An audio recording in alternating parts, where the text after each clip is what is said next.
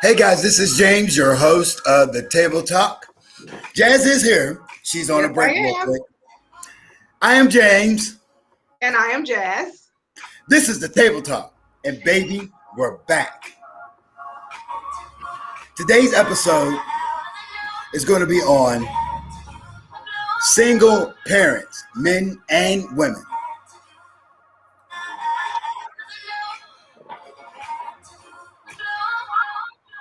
So, let's get this show started. We ain't been around for a minute. We've done 2 shows so far in season number 2. So now this is season number 2 and episode number 3, excuse me. So we are ready to kick some butt. As y'all can hear in the background, we got the old song, The Beginning. So let's take it back to the beginning when we had fire and ice and it didn't do nothing but melt that ice. So now it is time to get to the top on the Table Talk with James and Jazz.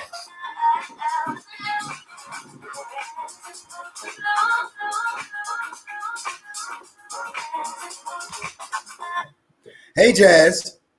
What's up, everybody? So, guys, we've been trying to fumble over what we want to do for these shows so that we can keep it to the point to where it's about you, and you. So nearly 118 million Americans, or about 46% of those over the age of 18 are single, according to the U.S. Census Bureau. But that percentage is actually much higher for women. A record-breaking 52% of them are unmarried or separated as of 2021. Now, according to recent reports from Wells Fargo in the economics. Now, my favorite research is Pew Research study. Now, a recent Pew Research study has found that 63% of men under the age of 30 describe themselves as single, compared to with the 34% of women in the same age bracket. Q, a lot of dramatic heel put it, but the larger breakdown of the social, romantic, and sexual life of American males. So what we wanted to talk about today, guys, was the hard work and the effort of single parenting, whether it's men or women. Both men and women alike are suffering from this stigma. And it really is heavy hitting, our community, which is the Black and brown community. They say 2 is better than 1, which for some means finding a partner might be a major life goal. But for now, being single, particularly being a single woman, is more common in the largest U.S. cities than the alternative.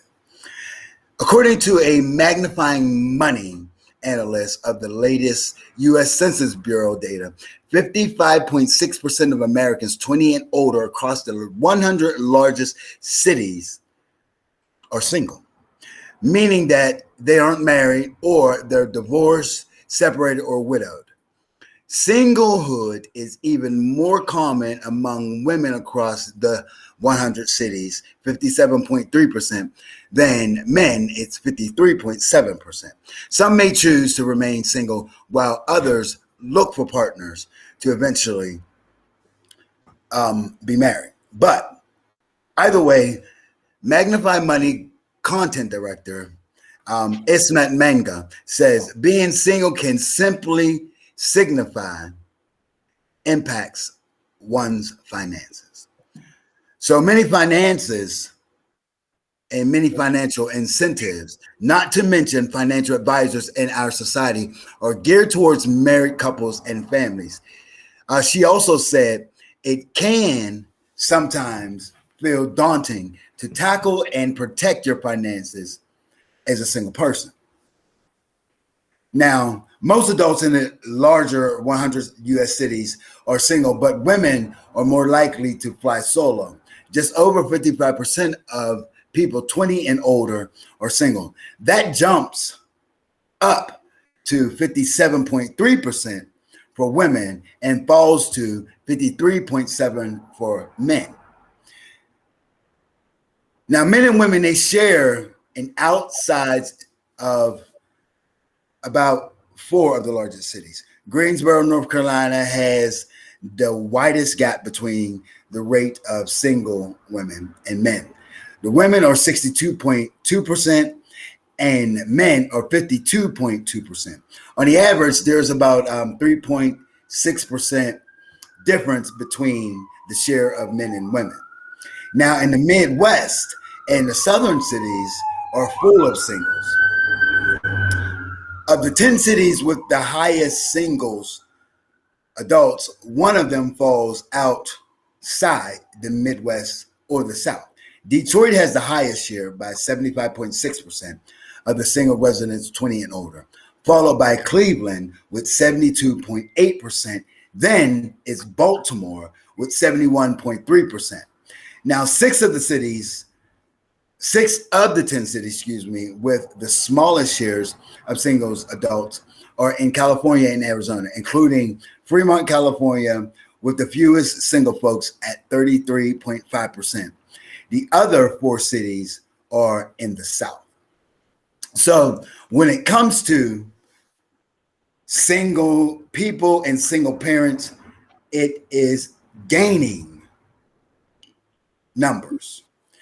And a lot of people are trying to figure out, well, what is it that we can do to heighten it, to make the numbers higher? And my feel on it, Jazz, is there's nothing really anybody can do. People are making the conscious decision on their own to be single. Right. And that goes beside the fact of those who are losing their significant others, as it said in the statistics reading, that most of them are widowers or just chose to be single. Now, the just choose to be single ones are the ones that say, screw it. I'd rather not get married. I'm with that part. I'd rather not get married. Again, I'll put that like that.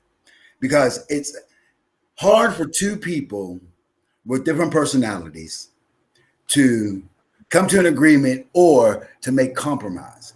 Because when it comes to compromising, that means you're compromising your character, you're compromising everything that embodies you. Jazz? Yes, so my take on the single parenting is, one moment. So while Jazz is getting her notes back together. Yes, it's hard for these single. Okay, it's hard for single parents, especially with finances. Go ahead, Jazz. Yeah, so single parenting is often recognized as someone who has children and cares for them primarily on their own, without a spouse or a co-parent. So people may become single parents for various reasons, including the following: separation or divorce, becoming a single parent by choice by giving birth without a parent or co-parent in the picture, adopting a child of your own, losing a co-parent or partner to death or a breakup, traumatic events outside of one's control. So in any case, being a single parent is not something to feel ashamed of. However, it can be normal to feel that way if you do. So support is often available for those struggling with their single parenting status. But those agencies, Jazz, are few and far and in between, because a lot of it's gained is geared towards money. So two people in a household is bringing in more money. So those programs and those incentives that are geared towards the married couples are 9 times out of 10 in a better position than the single men and women. Right. So co-parenting and having 2 parents in the home is maybe better, but I don't think there's anything wrong with being a single parent as long as you're doing all the right things for your children. Now, some people in our generation and in society today aren't doing the right things for their children, and those are the people who fall below the guidelines of single parents and being a bad thing, Right. And growing up, to me, it seemed like it was a single parent home, because one of the parents was always there at all times, and then the other one was always working. But then, as I gotten older, I started saying, "Oh, okay. Well, I see that I'm not like some of my schoolmates who they only had their mom. Right.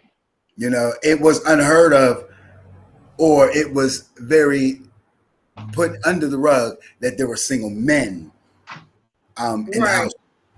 There But are single nowadays, men who raise their children as well, and they do an outstanding job, in my perspective, because you don't see too many men today taking care of their children by themselves. So, right, and that's vice versa. On the other hand, too, you don't see too many men doing the job when it's both parents in the household. So right. They'll leave it we, all to the woman because some people are raised and brought up as if the woman is supposed to do everything in the house, which is that was probably back in the day. Now today, more women are independent and want their own, their own voice and want to be outgoing just as well as the man. So that has stopped. Some people still do, do household, want to be a housewife, this, that, and the third, but that's to each its own. Me personally, I'm not that type of woman. right. I already know that girl. Listen, but what people need to start to gravitate towards and stop thinking about the couple or the relationship between the man and the woman. Think about the children that they bring in Right. to the. Yes, most people, that's being selfish pretty much. So when you are in a relationship with a woman, you had children with them, and then you separate, that doesn't mean neglect your children. You still have to be a parent. You still have to take care of your children, whether you're with them or not. That's just you Right. up in your emotions, and emotions not going to pay for your children's this and that and anything that they need. So That's right. That's right. And they used to say, "Oh, TLC, a little tender love and care goes a long way." Yeah, a little tender love and care goes a long way. But what about Mr. Duquesne Light or Equitable Gas or the landlord for the rent? Those things come into play. And what about how are you going to dress? You can't dress your child for school off of love. right. You have to have some Love kind of doesn't pay finance. the bills in so many That's words. right. You gotta So, have money. right. Anyone who works with children, parents, or families will be acutely aware of how huge the need for parent support is. That has never been more true than it is now. In the midst of this global crisis, families in general are terribly unsupported in modern society. We all know the phrase, it takes a village to raise a child, but so few of us have anything that even vaguely resembles a village. So we are, even in normal times, isolated from each other and oftentimes don't have money. While some of us have been fortunate in having been able to find or create good practical or emotional support systems for ourselves, so many of us have neither. And if we had them before, they've crumbled over the past years. Yes. So like back in the day where my parent would say, "Oh, the neighbor would beat you, this, that, and the third." Today, that's not going on. If somebody hits somebody's child today, the parent won't even care about what the child did. They'll be going full force at the parent who hit their child, trying to tear them up, not even knowing that your child was out here doing disrespectful. So I feel as though if you raise your child the right way, then society wouldn't have to beat them up or correct them, because they should be respecting adults. And that's another thing with the teachers in the classrooms and the students nowadays. Students are being very disrespectful, you know, hitting teachers and doing all types of stuff. But as soon as a teacher put their hands on the child, then they're wrong. No, you need to send your child with sense. Your child Exactly. should not be your child comes to school to learn. There should not be a time where the teacher has to put their hands on them or do any of those things. So that's just my take on it. But I'm always going to bring it back to this and bring it back to voting. If you don't vote and put the right people in office, these things wouldn't change. It's the system that has changed the rules and regulations for who? Us, the parents, how we raise our children. You, as a whole, a body, should not be governing over what people are doing to raise their kids. Now, this is something crazy what I'm about to say, and sorry, Beyonce, but the next time you ask for all the single ladies to put their hands up, there may be a bigger crowd than you think, because there are more single mothers than ever in history. Right. The growing number of single adults helped to normalize Americans' decision to remain uncoupled and broaden social trends. In fact, there's 68% of Americans believe that the stigma of being single is gradually diminishing, according to a recent survey by the Harris Poll. Yet single women still tend to face more challenges when building wealth. In fact, the Harris finds 3/4 of Americans say that it can be more affordable to be in a relationship, especially when it comes to splitting everyday costs like housing expenses, like we were just talking, food prices, or monthly bills. And all singledom is not created equal, especially when it comes to a gender parity. Women face not only a gender wage gap in the US, earning about 83% per dollar to men, but they also run up against a gap as well. The median household income for a married couple is $106,921 as of 2021. Now, that only according to the census data. Since women earn a median of $51,168,000, while single men make about $70,500. But it turns out, Jazz, the wealth gap is actually even wider than the pay gap, according to the research from the Federal Bank of St. Louis. Married couples, a median net worth of $200,000 in 2019, according to the Federal Reserve. In contrast, single men had a median net worth of $57,000, while single women had a net worth of $47,000. So there's a huge gap in between that in itself for these single women to raise kids. So when it comes to single men raising a family, it's a little bit easier. Why? Income. Income plays a big role. So that income really gives the men a lift on that. So regulations, instead of them regulating all this other stuff, they need to start getting companies to regulate wages and make them equal. If we are all created equal, then why aren't we all getting paid equal? And back to you. So my take on the single parenting thing is another thing. This is really, really serious. I feel like, okay, so if you're going to have a child, you need to make sure that you and that child's parent is financially stable to take care of the child. You need to be thinking about these things. It's not just about the feeling and then you have a child and then you're left alone and things in that sort, because it affects the child. Right. It don't affect you pretty much, but it affects the child because you're having this child off of lust or off of love. Love cannot pay financial things for a child. Love can't buy Pampers. Love can't buy food. Love can't buy clothing. And love is not going to keep on the lights.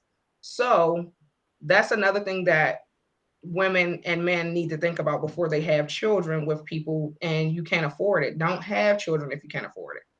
And then that will take away some of the single parenting because some people don't have the other parent available because maybe they didn't want to have a child. And then also there's women who, do things like that. Like if you know that the guy is not financially stable and you came to an agreement that you didn't want to have the child, but then you turn around and have the child, then how could you blame him? Exactly. And see, that's another thing that bothers me, the blame game. Right. You have a man is going to blame the woman. Actions. Right. A man is going to say, oh, well, she's taking me to child support, so I don't have to do nothing. I ain't got to do this or do that for my child. Yeah, you do. It takes more than just money to raise a child. It takes way more money than that to raise a child. And if you're not going to do it, then don't stick your pee-pee in the pee-pee. Right. No glove, no love. No love, honey. And men, ladies and men, because yes, you need to start protecting yourself. If you are not financially stable to take care of a child, you know what comes after having sex unprotectedly. So that's another thing. And then that brings me back to when we earlier episodes that we were talking about when it comes to conception, it takes two. And irregardless if the woman ain't got that modern conventional stuff that they put in their body, which I don't agree with because it affects people, it affects the women in the long term. So the responsibility does rely on both. Get me right that. But a man should always bring a glove to the love. If you don't bring a glove to the love, then you're signing up for all the possible things that's going to happen. There you go. Right on the nut. Bingo. Right on the nut head. Because I know me being who I am, and if I could have turned back the tides of time, I wouldn't take my kids back, but I would have did it in a better manner. Because at the time when my kids were conceived, it wasn't ideal.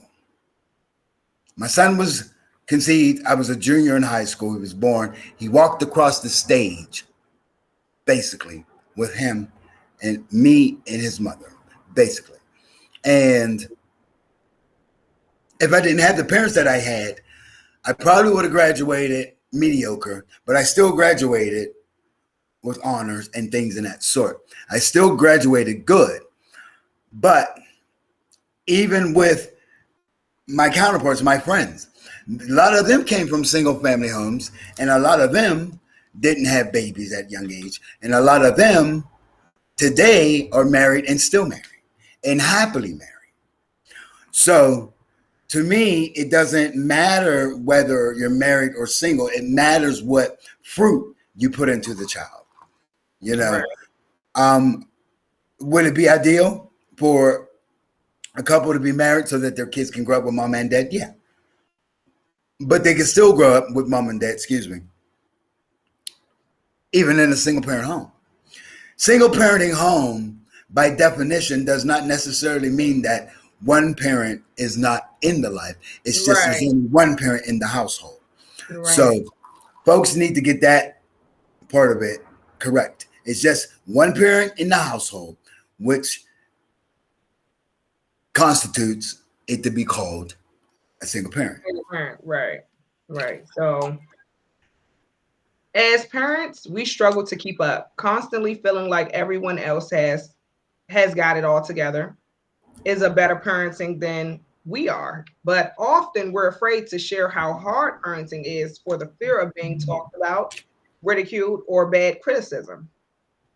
In a perfect world where a tap on the phone shows us hundreds of pictures of perfect families, it's hard to know what's real and how it even looks anymore because people fake all day, you know?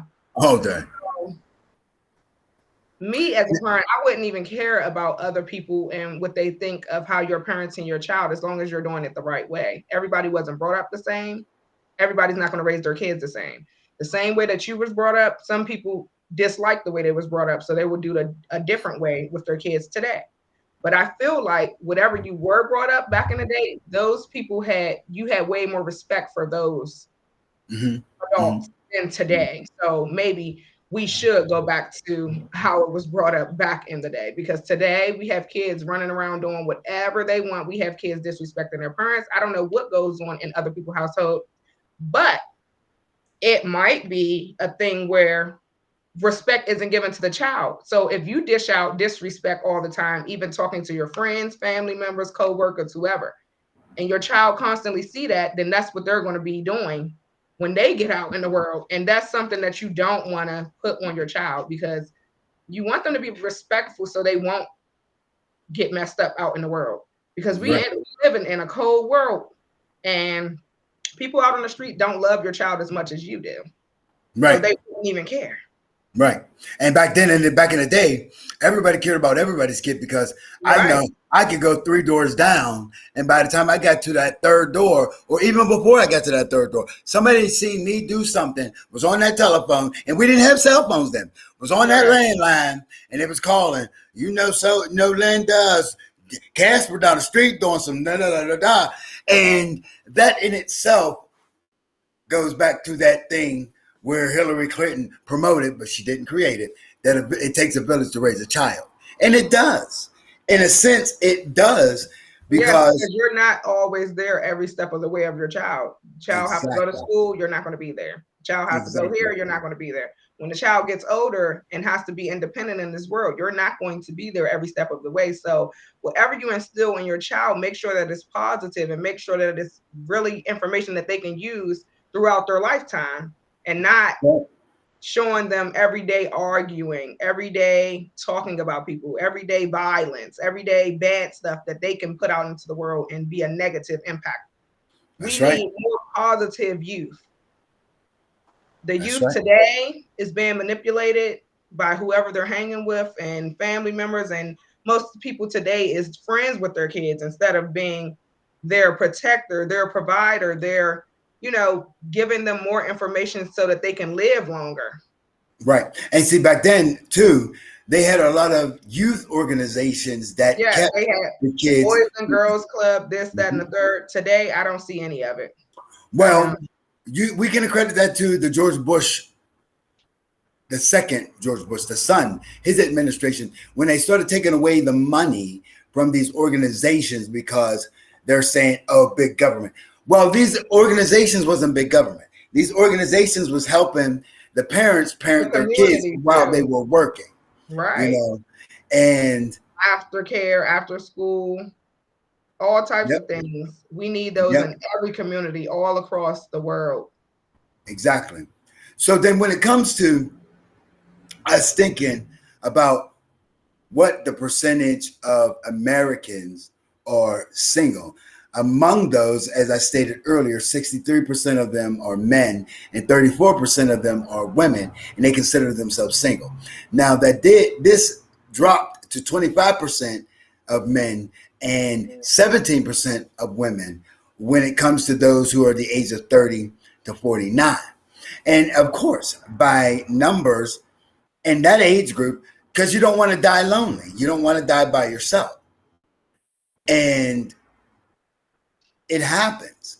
But across America, most single men are living in Minneapolis, which is crazy. Data shows that there are more than 101,000 men who have never been married and living there.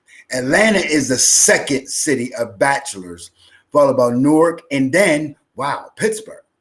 As women, most of the single women are in Buffalo, New York. And that's crazy, excuse me, that a lot of those women, excuse me, are in Buffalo, New York, because that's a cold place.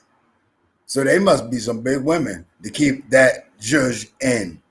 So when you map out the cities that had the single men and women, we actually see a big difference in all of the things that comes to play when it comes to single women. Now, dating in 2023, 56%, and that's big, were single. Now, when you think of it, social acceptable, 65% women and then 34% men.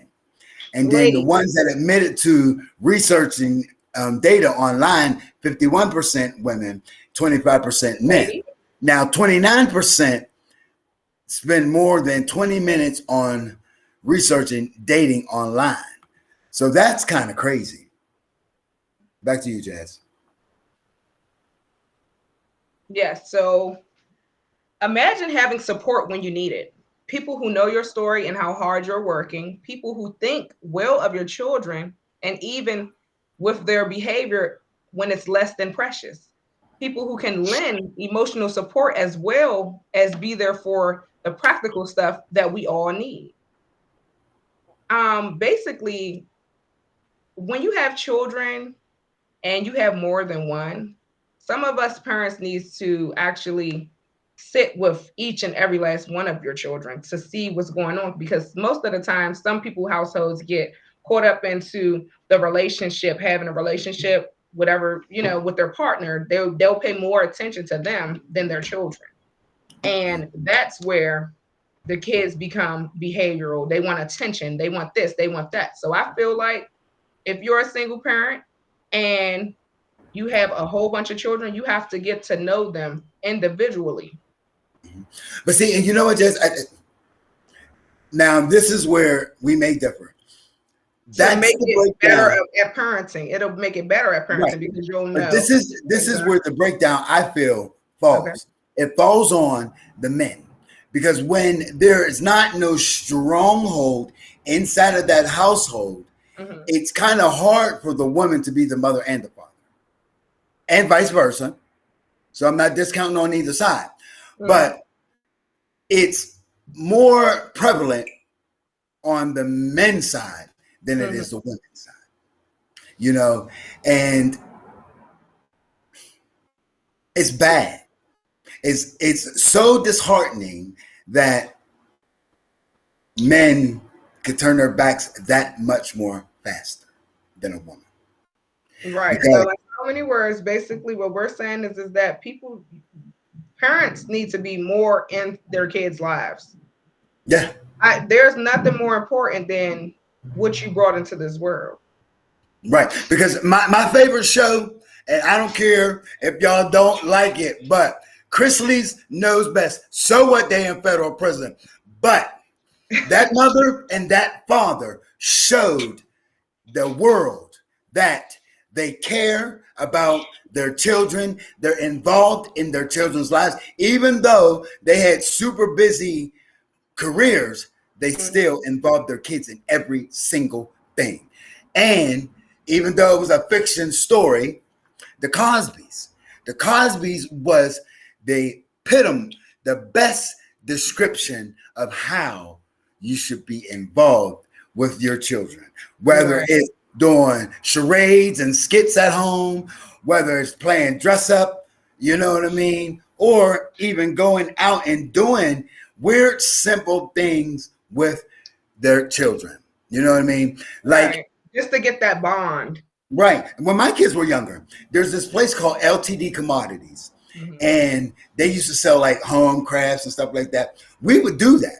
In the summertime, we would walk and go over to Frick Park and walk and do things like that, and not that I was a perfect dad, because my kids were in a single mom home as well, because their mom did a damn good job at what she did to get them where she needed them to be, and I never discredit Monica for her parenting, because that makes me love her that much more, even though she's not my woman or my wife.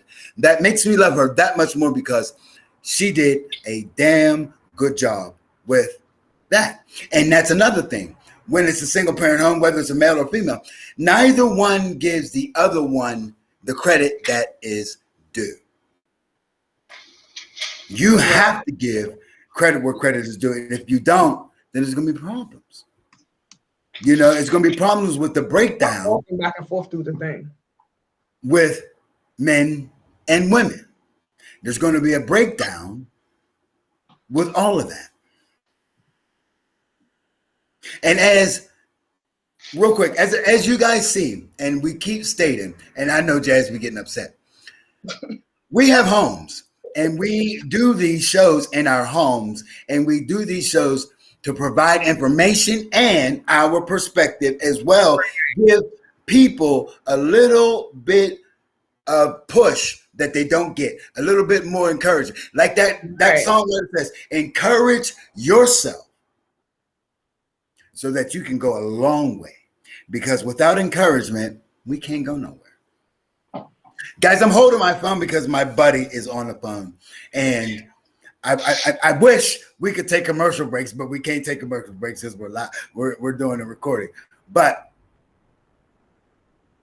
that little bit of just being there, just listening is good. to help another single parent. So all of you single parents out there, whether it's men or women, guys, start getting little, what do they call them, Jazz? Little groups together to where you guys are giving each other a lift, you know? And I wish I could be able to commit to having a group session on any given day of the week, but with the I actually did see this group with like these guys and they had their daughters and stuff like that. It was like daddy and daughter type of thing. It was real cute because you don't normally see a lot of guys in their kids' lives. So many single parents also rely on mental health professional as part of their support system. Speaking to a licensed therapist could help you put difficult situations into perspective and provide strategies to handling some of the overwhelming feelings often associated with being the sole caregiver of a child. Whether you are considering a new relationship or just need someone to talk to, therapy can be there when you need it. Communicate, and therapy don't have to be a licensed professional. It can be your sister, your mom, your brother, anybody that you feel safe with the information that you're going to tell them, and then they give you positive feedback on what you should do next and things of that sort. So communicating with your child about what your daily routine should look like could help you feel more confident, and encouraging them to participate in more household activities when appropriate. So basically most kids need chores and stuff. Most kids need something to do, you know, just to feel involved, you know, just to feel like, oh, my mom needs me to do this, my mom needs me to do that. So that's what I'm going to do. It also leaves stress from you to have to do everything around the home, as far as you already have to take care of the children, you have to listen to them, you have to go to the meetings, you have to do all these things. So it will take a little weight off of you for the children to start helping out and doing things as well. Right. And then, you know, it also comes into play too when it comes to parenting, or even just besides parenting, relationship wise. You have to start having those moments where it's just you and them, and not one side trying to control the situation or the other side trying to control. It's not about that. I've seen that before when there's a parent, maybe a mom or a dad, they're trying to tell their child, discipline their child because it's their child, you know. If nobody else is there, they're going to be there for their child. I'm telling you one thing, and then you have all of these other people telling you another thing. You do what your parents tell you to do. Right. You don't go over what your parents said and ask the next one for something when that's not your parent. Right. And then statistically, it's wrong too, because the numbers may not be correct, because that father of that child may not live in that household, but there may be a man in that household. And that goes back to even what you were saying.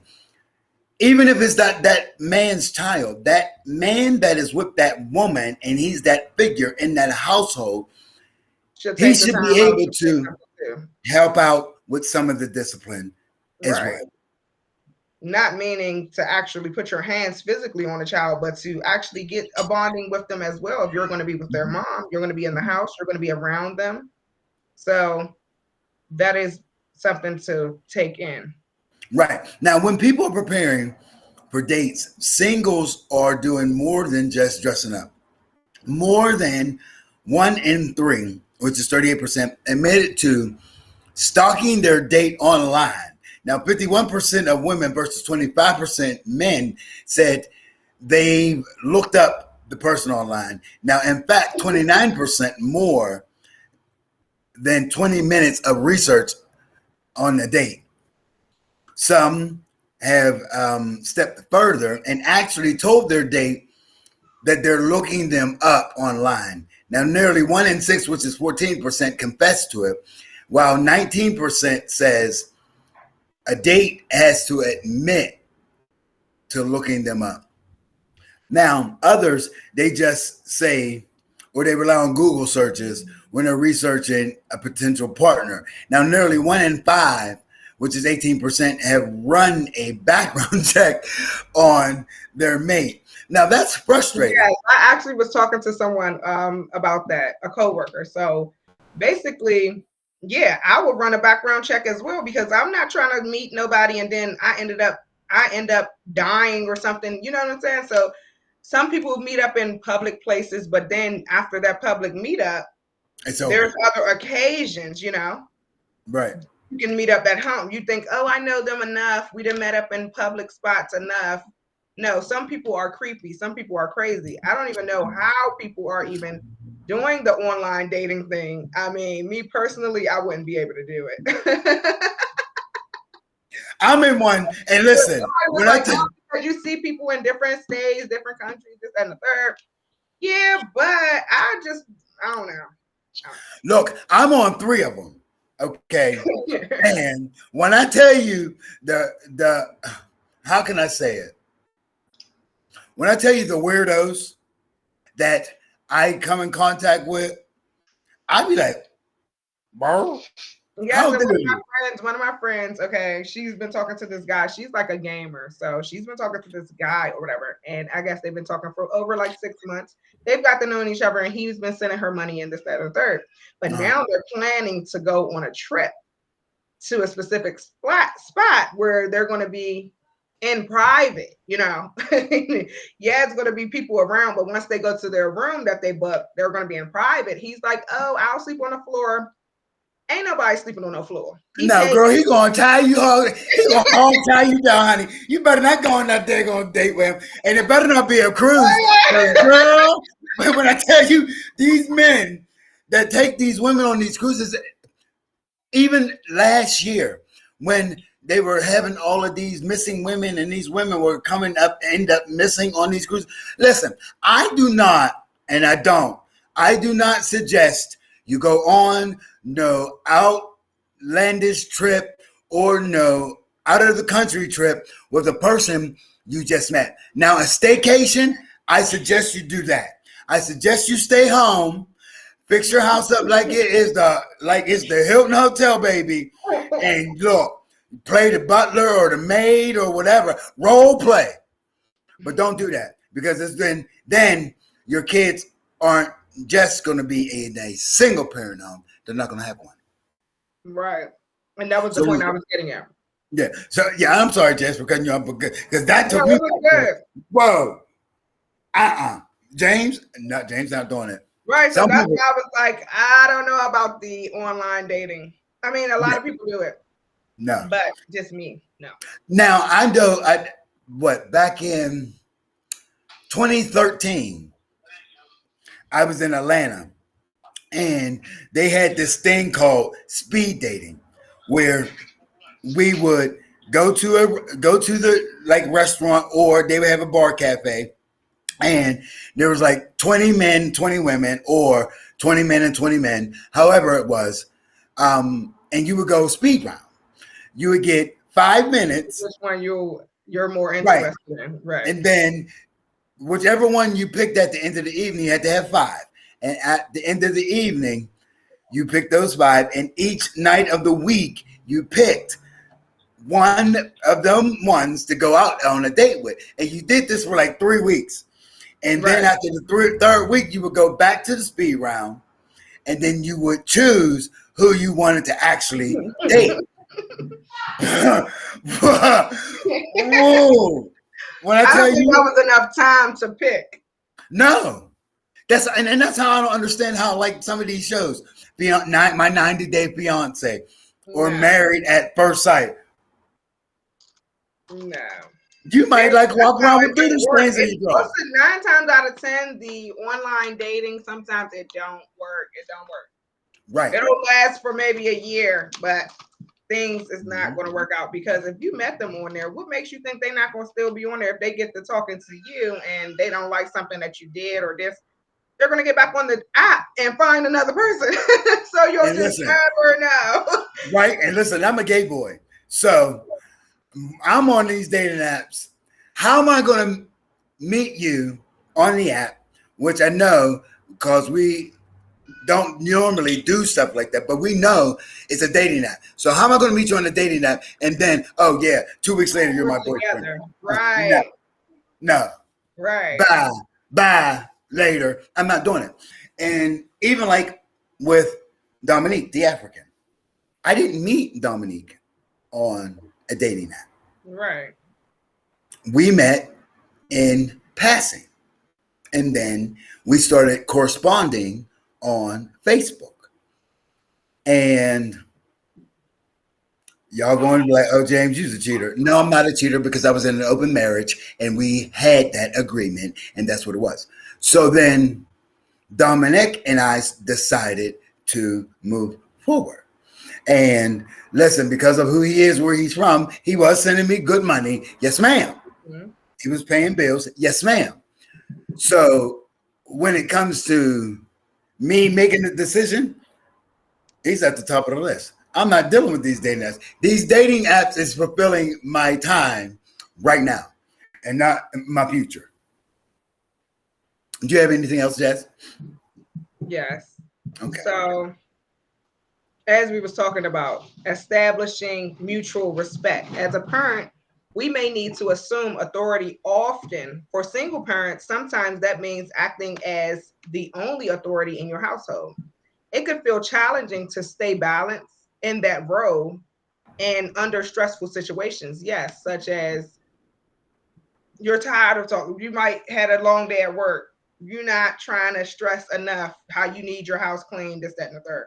Sometimes you give up. You be like, oh man, I'm just, you know what I'm saying? Like certain things, certain times you're not trying to be stern, like, oh, clean up now, do it, you know? So some parents can be overwhelmed sometimes. Mm-hmm. And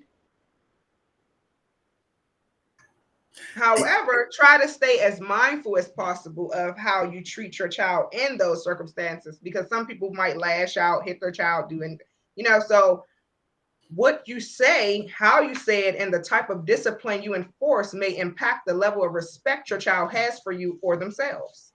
That's right. And that goes a long way what you just said, Jazz, because that is the truth. You know, how you deal with others is how your kids are going to deal with you, because they're going off of your example. So say, for instance, you're one of those parents that, oh, back in the day, it was you answer the phone for your mom and your mom's sitting right there and she's telling you, tell them I'm not here or I'm asleep. So then they're going to start doing that. You know, they're going to start saying, oh, I'm asleep or whatever. But in closing on my behalf, on my side, on November 29th, the Census Bureau released its estimate of American families and living arrangements for 2022. Now, results showed a continuation of trends ongoing for decades. The numbers and the percentages of unmarried Americans has grown as the number and percentage of people living alone. Now, these ages at which people first marry among those who do marry has remained high. Now, this increased among women. 122 million Americans are not married, and most of them have never been married. Now, I'm not a big pusher on, oh, you should get married. You need to get married. No. The only way that I'm going to get married is if me and that person has had a substantial amount of time together and we know each other, i.e., Ma and Paul Kettle, they used to bitch at each other, but Ma and Paul Kettle knew each other. They grew with each other. They learned each other. They loved each other. They relished each other. And that's what I'm saying with the single parents. If you're a single parent, relish in the moment that you're in, but still love that child. Give that child 110,000% of you, and that child's going to give you that much in back. Right. So, however, pretending to be perfect may not help your child learn. Consider giving yourself room to make minor mistakes and teach by example. Try to give your child positive attention and show them the value of presence and love. Your child may mimic your behavior, making sure that you and your child have special one-on-one time, as James said earlier, is very important for healthy dynamic. During the years, single parent families have become a more common thing. This is starting to become a problem because family dynamics can really influence a child's life. According to the studies, it affects not only the child, but the parents too. For most people, the home life can affect how you act every day. This is no different for children in school. The stress in home is bound to affect the child's school. So, single parents, children who grew up in a single parent family have been looked at differently. Just because people are raised by one parent isn't bad, but seems impractical to some. Yet over the years, it has become more common. Today's world, many children have grown up and become spiritually stable and victorious, whether they had one parent or two, to show them the hard path that life has bestowed upon all humans. So, in so many words, to wrap up our show, I just want you to love yourself first and love your children, love on your children. Let That's them right. know the right way. Give them positive feedback. Let make mistakes. You everybody, no one's perfect, so you're going to make mistakes. Right. And then it's also kids here, like you'll let them know your life story and like, oh, don't do that because I did that. But some kids are hard-headed, so they have to learn the hard way. That's right. Control over that, but you can still be the great parent that you are. They'll always respect you for that. Right. So, guys, this has been another banger, and I'm James. And I'm Jazz. This is the Table Talk with James and Jazz. Remember, God loves you, and so do we. There's nothing that you can do about it. Don't let nobody, and I mean nobody, damn it, because I'm going to tell you who going to check me, boo, get in the room or the way of you, your goals, your aspirations, or what you want to do. Remember that it's you and it's God that determines your arrival, your future, and your destination. So, without further ado, we love you guys. Thank you, Jazz. Until next Thank time. you, YouTube, Riverside, Bright, all of you guys for supporting us. And we also want to thank you guys for them 2.9K views. Keep it coming, baby, because we coming harder this season. And we even got some rats with the ratchets. So listen to me. I'm James, your senior host. And I'm Jazz, your co-host. Goodbye for now, lies. We love you.